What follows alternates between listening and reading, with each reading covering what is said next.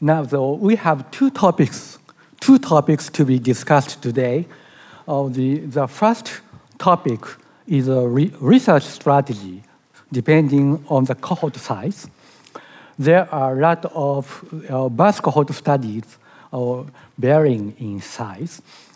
In this symposium, Dr. Eskenazi talked about her Chamakos study with 600 participants. And also they introduced the ECHO project. That is a big consortium. And Dr. Olsen and Nakayama introduced the large-scale cohort studies. Dr. Patel introduced innovative or cutting-edge approach to environmental and phenotypic factors which can determine disease and health. Here, we would like to exchange ideas about a research strategy depending on cohort size. Each cohort study should have strengths and possible weakness that should be taken into account to examine the research hypothesis. I will ask each panelist the question in turn. The question is, what are the strengths and possible limitations taken into account in your study? If you have any ideas in terms of collaboration with other studies, especially from the viewpoint of sample size, cohort size, please explain your strategy to enhance the strength of your cohort. So Dr.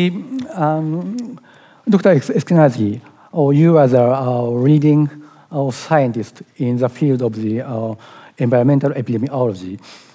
You already told us your idea in your talk, but I would like to have your opinion in short again.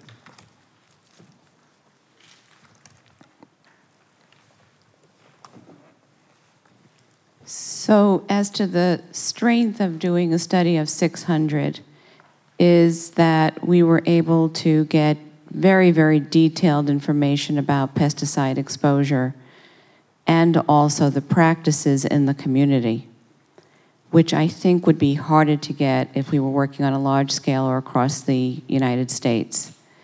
We were also able to engage the community in very real ways and affect policy in our community that I think would be harder to do on the larger scale.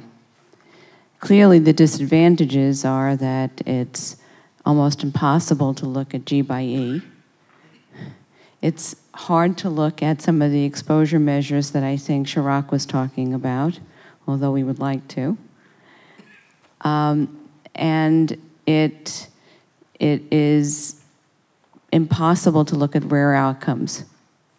So we can't look at childhood cancer, we can't look at birth defects, we can't look at any of those endpoints that we can look at if you had 500,000, as you were talking about, Sherry, about having the consortium across the world.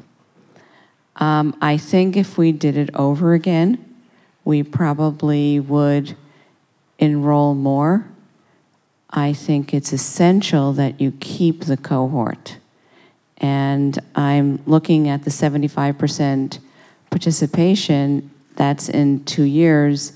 By the time you get to 13 years, it's going to level out. And I'm talking about JECs now. It's going to level out because the people that are the most persistent, the most engaged will stay in, and the ones that are less persistent and engaged will drop out.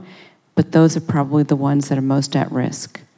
And so it's hard to entertain all the ways to keep the cohort when you've got so many that you're dealing with all over the country. Thank you. So Dr. Olsen, what are the strengths and possible weakness of your study? Yes, thank you. I think, of course, the main strength is its size. Like the JACs and like the Norwegian cohort, the Danish national birth cohort has the size of 100,000 pregnant women who were recruited in early pregnancy and 96,000 live-born children who are followed. And another strength, an advantage that we have over the other large cohorts is that we are a bit earlier, so that I think the Norwegians started 3 or 4 years later recruiting, and the Japanese even later. But of course, they have the advantage of seeing all the mistakes that were done in the Danish study, but that's how things work and how they should be, and they can make it better. And we've heard about the fantastic compliance or follow-up rate in the Japanese cohort. I really compliment that, and retainment in the cohort. And this has definitely been an issue in the Danish cohort when we send questionnaires and ask mothers to complete questionnaires or the children, that response rates have been declining. But having said that, I would like to mention the other fantastic advantage that Scandinavian countries have, and that is the registry linkage possibility. For virtually every citizen in the country, we have a unique ID number, and we can link completely to what has been recorded in the registries. And from that point of view, we have 100% follow-up rates. And that will continue unless the mother or the child or both definitely say that they don't want to be in the cohort any longer. But that's luckily a very small percentage. I would like to also mention the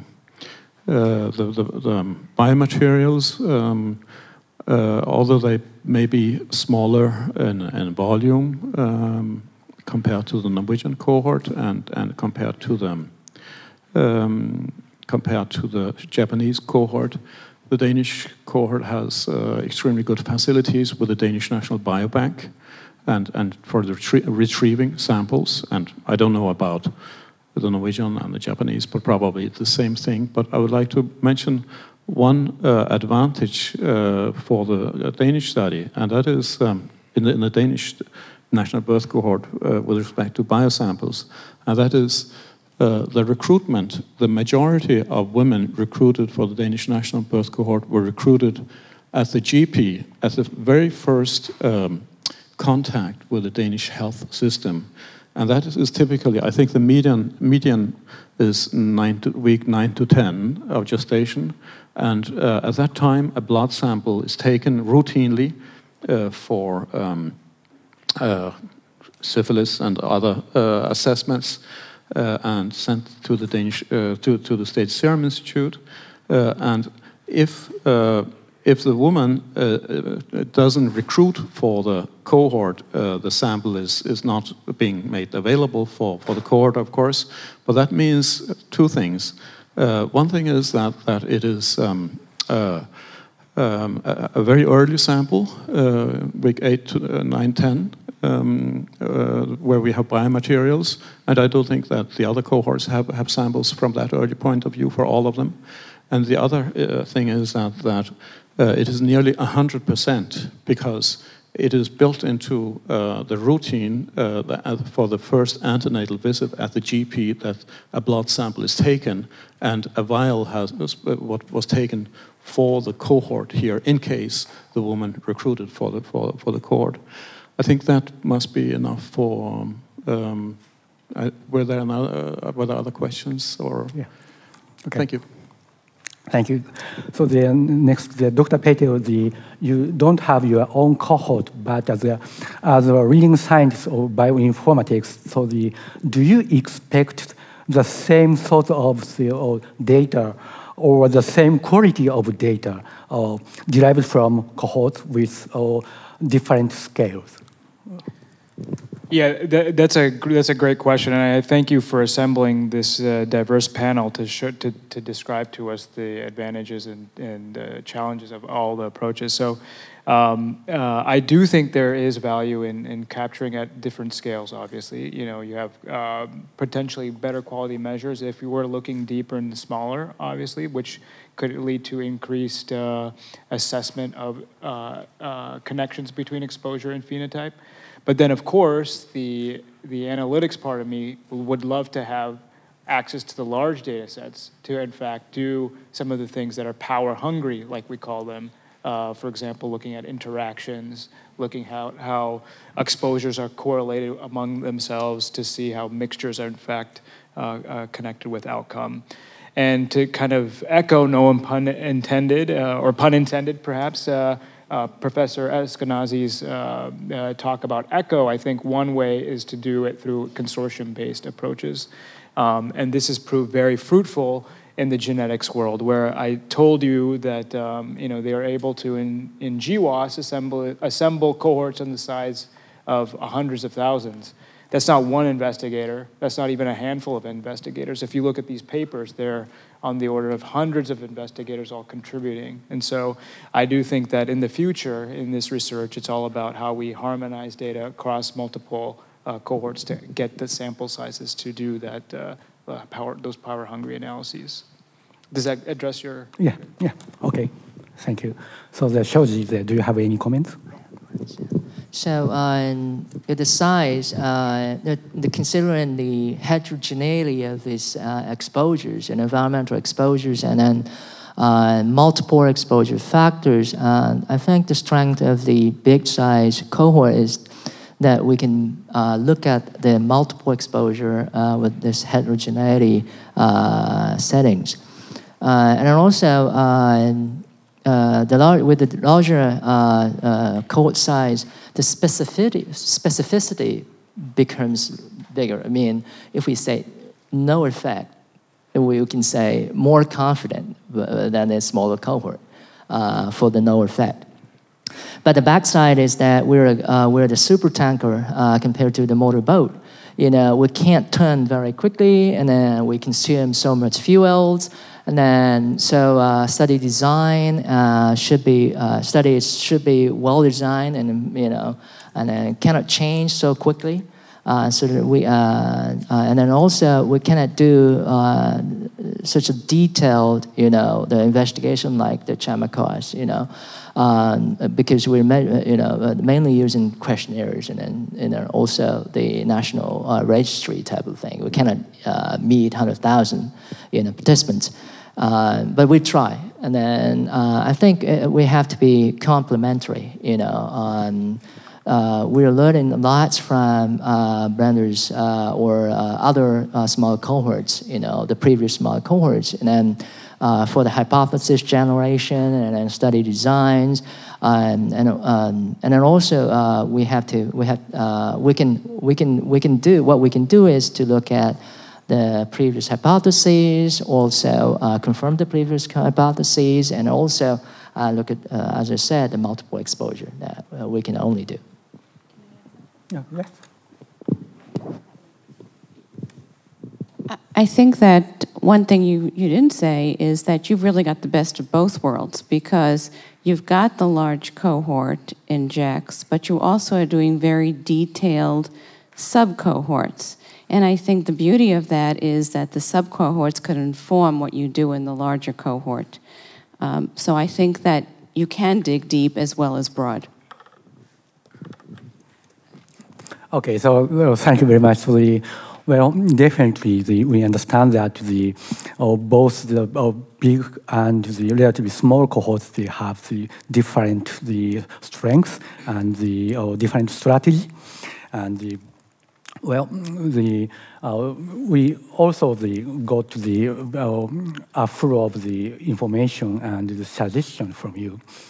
So well, if there is an urgent question to the panel, okay. So well, oh yes, please. Okay, going to microphone back. Hi, Anne-Louise Ponsonby. Anne-Louise Ponsonby from Australia. I have a question for Dr. Patel. I'm wondering to what extent one can automate some causal inference algorithms in your exposome work. Obviously, some issues would be too difficult, but things like magnitude ranking, dose response. And I was wondering also if you could comment on molecular mediation and the role you see that in assisting our work towards exposurome assessment. Oh, wow, that's a great question. And certainly I'd love to field it because I feel it's my lifelong goal to automate things. I'm inspired by how, essentially you can search the web through this automated tool that, doesn't need any human intervention. So I take heed of your question. I think a lot of it can be automated. For example, there is examples of folks in other disciplines automating, in fact, meta-analytic results from GWAS. These are in what we call the Mendelian randomization space that are just emerging, essentially stitching together all these published papers to make causal inferences based on genetic associations. So I do think once all the data is computable, things become automatable. And your second question was about molecular mediation, right? So I have not begun to look at mediation in this larger framework, but I think there's great opportunity there. Okay, thank you very much. I'm sorry, I'm afraid not solved it. So when we are closing this session, and Dr. Scanzi taught us a lot about advantage of the small birth cohort. But because of the selected population would be washed out in the large-scale cohort. But the knowledge from the selected populations help us to understand the diversity, or that even is very important at the viewpoint of the health of all, for all. And Dr. Olsen's studies findings have contributed to understanding the DOHAD concept, right? And today, he didn't mention in detail, but we are so jealous of the Danish systems on personal unique number and disease registration. That one is for the advantage of the longitudinal studies. So, and Dr. Patel presented the cutting-edge findings of the genome research, and encourage us epidemiologists to collaborate with basic scientists. And Dr. Nakayama explained Jack's project from STAT background to today's situations. And I hope most of the audience understand the Jack study and feel like to join us. Okay, so I would like to close this session by thanking for all presenters for their contribution and audience. Thank you very much.